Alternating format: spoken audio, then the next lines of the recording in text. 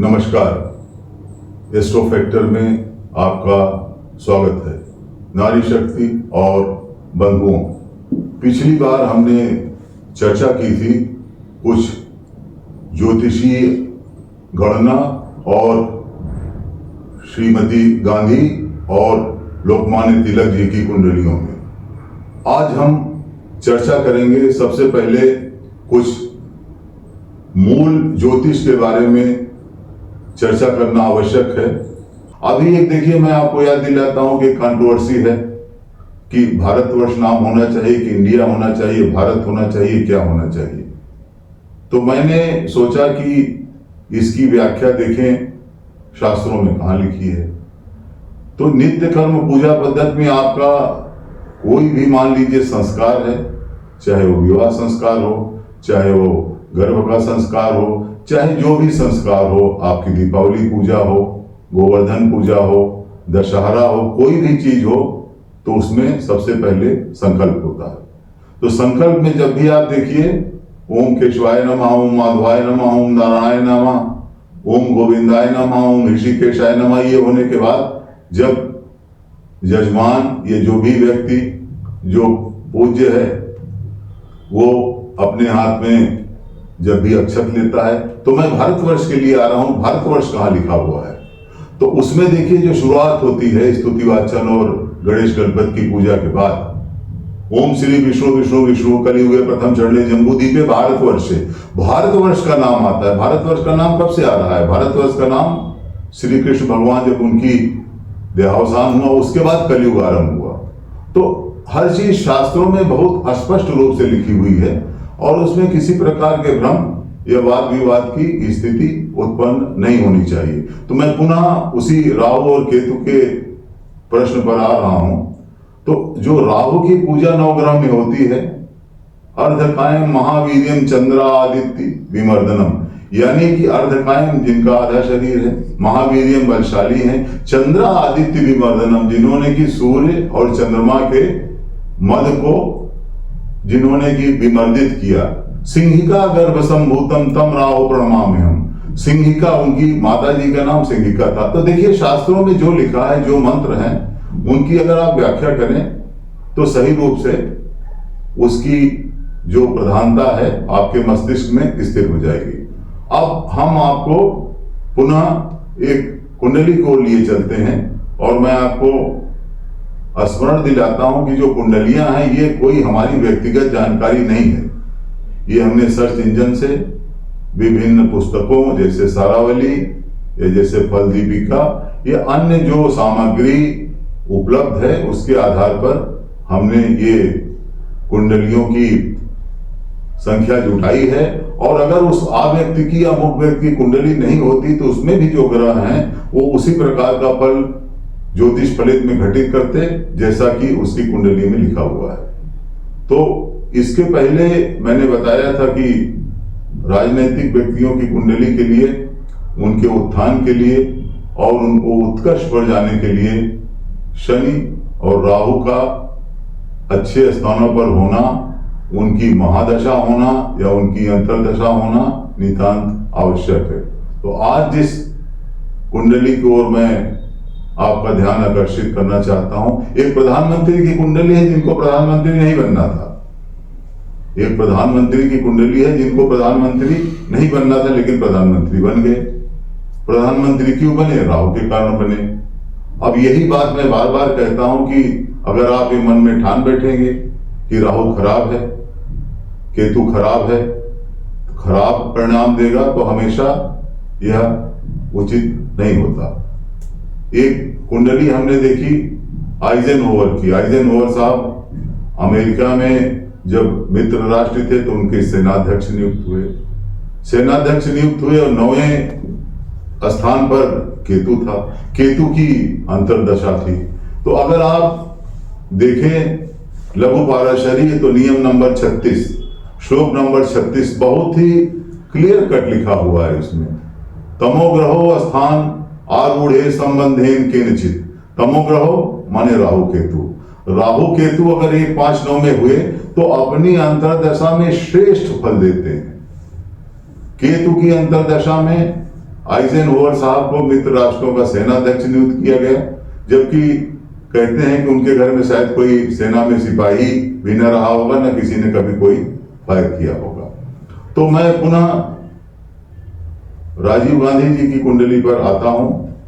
सिंह लग्न की कुंडली है, सिंह लग्न की कुंडली है, यानी कि लियो लग्नेश हुआ और सूर्य अपने घर में है। अब देखिए, वो थे पायलट, लेकिन जो उनकी कुंडली है वो भी रेयर कुंडली है। रेयरेस्ट ऑफ रेयर तो नहीं है जैसे श्रीमती गांधी की, लेकिन रेयर कुंडली है। अब रेयर कुंडली कैसे है? अब उसमें जो लग्न का स्वामी सूर्य है, सूर्य केंद्र में है, नंबर 1 स्थान पे है। जो प्लेनेटरी सिस्टम है, सूर्य उसका राजा होता है, चंद्रमा को क्वीन का स्थान मिलता है, बुध कहते हैं कि युवराज है, बृहस्पति देवगुरु है, वो मंत्री है, शुक्र असुरों का गुरु है तो वो भी गुरु का स्थान प्राप्त है, और शनि को कहते हैं भृत्य का स्थान प्राप्त है। अब देखिए राजीव गांधी जी की कुंडली, अब उसमें राजा है, अपने घर में है, रानी कहाँ है? चंद्रमा, वो भी अपने घर में है, बृहस्पति देवगुरु वो भी अपने घर में है, और भृत्य यानी कि शनिश्चर महाराज वो भी उसी घर में है। तो राजा के पास जब रानी है और उसके पास मंत्रिमंडल का मंत्री है और भृत्य है, तो उसको दूसरी जगह जाने की आवश्यकता क्या है?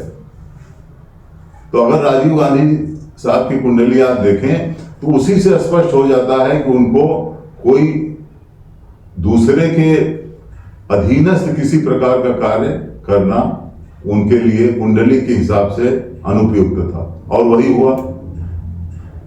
तो ऐसा कुंडली भी विरले होती है जिसमें 5 ग्रह केंद्र में है। द्वितीय मंगल है, यानी कि जो कमांडर इन चीफ है वो दूसरे स्थान पे है।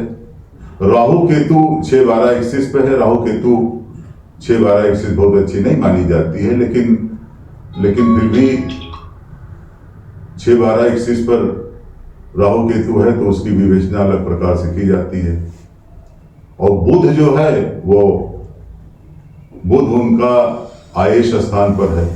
तो अभी हम चर्चा कर रहे थे श्रीमान राजीव गांधी जी की कुंडली की, और उनको संजय गांधी की निधन के बाद उनको लोकसभा का सदस्य बनाया गया।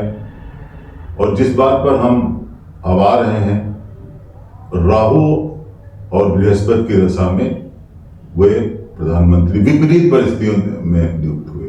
और यह भी ध्यान रखिए कि अगर कुंडली कोई मान लीजिए कि हॉरोस्कोप में एक ही स्थान पर 5 ग्रह हैं, तो उसके लिए हम लोग, अगर जन्मतिथि सही है तो उसके लिए हम लोग D6 और D9 माने उसमें जो आगे है D9 कहते हैं कि मिरर इमेज ऑफ द कुंडली की शैडो इमेज या मिरर इमेज होती है, उसको हम लोग नवमांश कहते हैं। D9 नवमांश में भी उनके राहु केंद्र में है, और दशमांश कहते हैं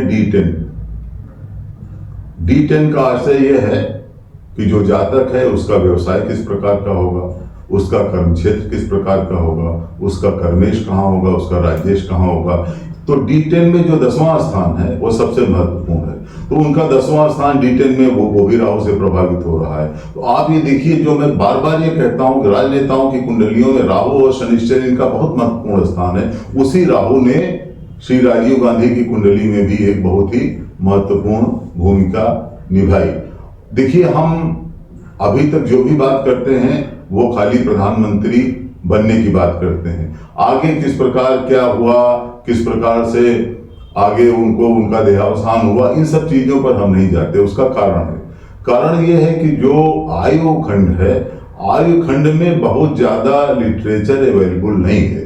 आयु खंड में जो भी लिटरेचर, चाहे मंत्रेश्वर की फल दीपिका हो, चाहे बृहद पाराशर होरा शास्त्र हो, चाहे सारावली हो। अब पहले क्या था कि आज से समझिए फल दीपिका 700 साल पहले लिखी गई है। तो फल दीपिका में जो आयु लिखी गई है, अल्प आयु है, मध्य आयु है और दीर्घ आयु है। तो उस समय दीर्घ आयु भी कोई बहुत ही अल्प आयु, मध्य, तो बहुत ज्यादा 70 साल तक की दीर्घ आयु लिखी गई है। तो देखिए, जो देश काल परिस्थिति है उसके हिसाब से उसमें निर्णय देना चाहिए। तो मैं यही ज्यादातर कुंडलियों में मैं रचनात्मक चीजें जो लिखी हैं उनकी तरफ सुधी श्रोताओं का ध्यान आकृष्ट करता हूं। और देखिए, हमारे सामने इधर ऋग्वेद रखा है।